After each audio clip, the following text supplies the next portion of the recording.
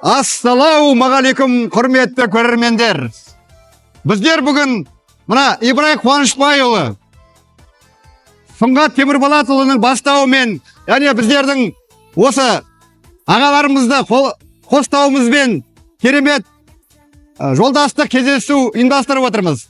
Бүгін біздің мектептің спортты сүйетін баскетболшы ер балалары номер 17 және номер 9 мектептің баскетбол сүйетін ер балаларын осы жолдастық кездесуге шақырдық. Қазір ойын жүріп жатыр.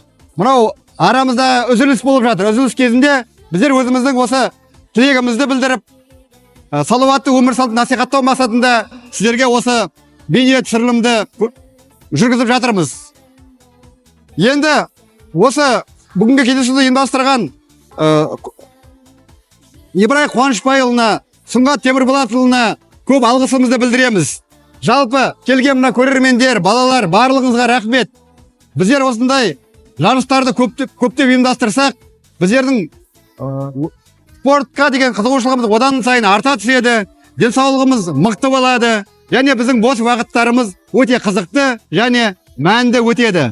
Оқушылар, спортпен айналысайық, салауатты өмір салтын насихаттайық, және барлығымызда таза қазақ тілінде сөйлейік, тарихымызды, тілімізді, дінімізді білейік, осы тілімізді құрметтейік, бір-бірімізді құрметтейік, дос болайық, тату болайық, аспанымыз ашық болсын.